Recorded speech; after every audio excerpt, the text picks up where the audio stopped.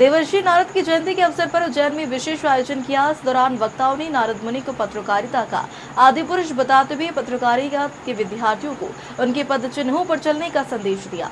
कार्यक्रम में युद्धकालीन पत्रकारिता और मीडिया की भूमिका को लेकर भी अहम विचार रखे। देवर्षि नारद जयंती के उपलक्ष्य में उज्जैन के विक्रम विश्वविद्यालय के सभागार में एक विशेष कार्यक्रम का आयोजन हुआ। यह आयोजन विश्व संवाद केंद्र मालवा और विक्रम विश्वविद्यालय की पत्रकारिता एवं जनसंपर्क विभाग के संयुक्त तत्वाधान में हुआ। कार्यक्रम की अध्यक्षता कुलपति प्रोफेसर अर्पण भारद्वाज ने की, जबकि पत्रकारिता विभाग के समन्वयक डॉक्टर सुशील शर्मा भी मंच पर विशेष रूप से उपस्थित रहे। इस अवसर पर पत्रकार ईश्वर शर्मा ने युद्धकाल में पत्रकारिता के कर्तव्य विषय पर अपने विचार व्यक्त किए।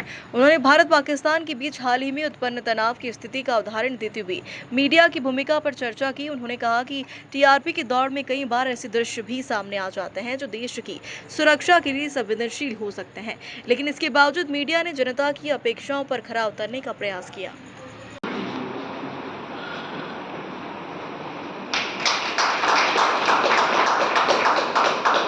अनुरोध करता हूं डॉक्टर सुशील मगोनकर के ब्यूरो से श्री सुदर्शन सोनी जी यहाँ पर मौजूद हैं। मैं उनसे अनुरोध करता हूं कि हमारे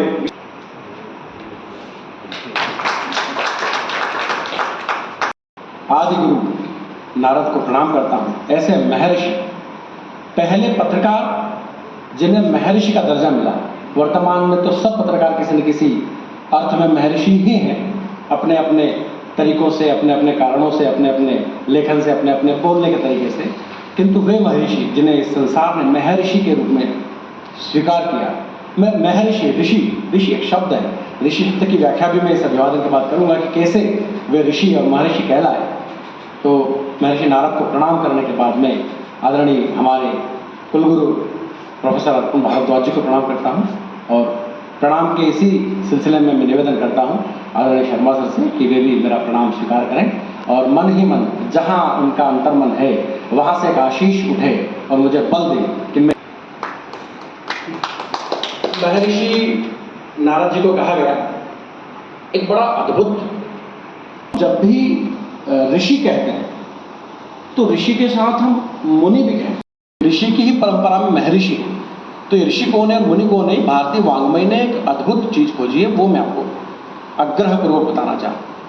भारतीय वाङ्मय ने भाषा की, या मनुष्यता ने भाषा की 4 बेकरियां खोजी। 4 बेकरियां अर्थात सामान्य शब्दों में समझो तो 4 स्तर, पहला स्तर, दूसरा स्तर, तीसरा स्तर और चौथा स्तर।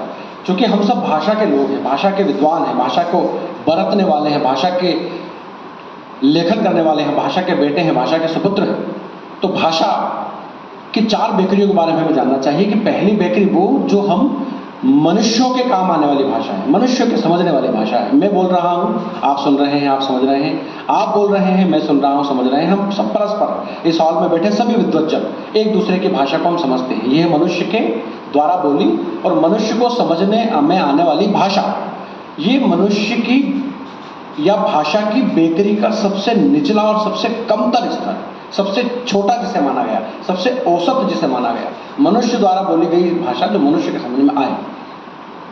भाषा का दूसरा और उससे बेहतर स्तर है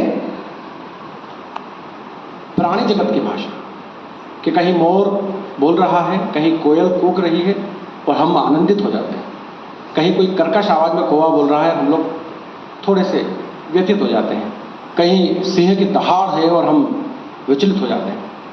तो ये प्राणी जगत की भाषा है कि जब एक दूसरे को शब्दों में समझ में ना आए लेकिन तो ध्वनियां समझ में आए, ये भाषा का दूसरा श्रेष्ठ स्तर। मनुष्य को समझ में आने वाली भाषा से बेहतर प्राणी जगत को समझ में आने वाली भाषा, और उससे भी बेहतर अर्थात भाषा का तीसरा सबसे बेहतर स्तर है वो है संगीत। आप चाहे अजरबैजान के किसी वाद्य यंत्र को सुनेंगे तो न जाने कहाँ आपके हृदय में अंतरतल में आनंद उठ जाएगा।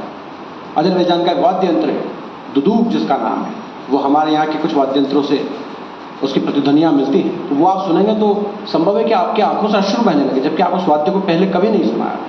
शहनाई सुनेंगे तो आपके मन में करुणा उपजेगी, जैसे बेटी की विदाई हो रही है। नगाड़े बजेंगे तो आप नृत्य करने को उन्मत्त होंगे।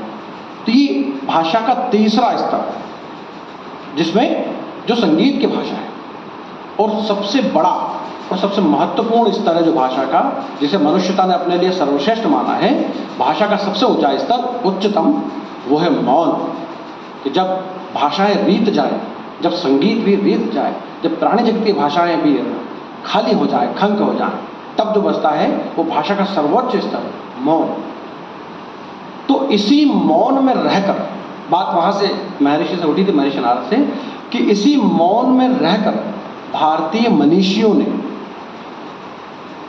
एक शब्द है हलंत, हम हिंदी में लगाते हैं हलंत, एक शब्द होता है क ख ग घ, वो पूरा संपूर्ण शब्द है, उसके 4 टुकड़े किए जाए तो जो चौथा टुकड़ा बचता है वो है हलंत। दुनिया की किसी भी भाषा में, किसी भी भाषा में एक शब्द के 4 टुकड़े नहीं किए गए। ये भारतीय वाङ्मय की विद्वत्ता है कि शब्द के चौथे हिस्से को हलंत के रूप में स्वीकार किया।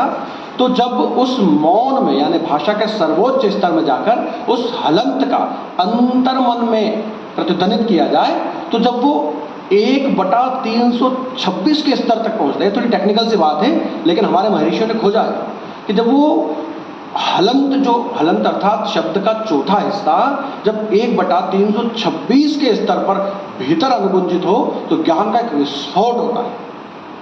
जो ये कर रहा है उसके भीतर ज्ञान का एक अपूर्व विस्फोट होता है, और वो विस्फोट क्षण भर का होता है, क्षण भर का, एक क्षण में घटित होता है। जैसे आंखों के सामने कोई रोशनी फूटी हो, कोई उजास फूटा हो, कोई उत्सव फूटा हो, कोई सूरज चमका हो जैसे, और उस एक क्षण में जो ज्ञान का प्रकाश फूटा हमारे इतिहास में जिन जिन के सामने, और उन्होंने अपना बाकी का पूरा जीवन लगाकर, पूरी ताकत, पूरी क्षमता लगाकर वो जो एक क्षण में ज्ञान देखा था उसे लिख दिया, उसे लिपिबद्ध कर दिया, उसे हम मनुष्यों को समझ में आने वाली भाषा में लिख दिया। जिन्होंने लिख दिया वो कहलाए ऋषि, जिन्होंने उस एक क्षण में जो ज्ञान उनके समक्ष प्रस्फुटित हुआ उजास के रूप में, उन्होंने पूरी ताकत, क्षमता, ऊर्जा, चेतना लगाकर मनुष्य को समझ में आने वाली भाषा अर्थात संस्कृत में आदि आदि में लिख दिया, वो कहलाए ऋषि। किंतु उस प्रकाश के अपने समक्ष फूटने के बाद जो गहन मौन में चले गए और जिन्होंने कहा कि ये अद्भुत ज्ञान, ये शब्दों में लिख पाना संभव ही नहीं, वो लोग कहलाए मुनि, जो गहन मौन में चले।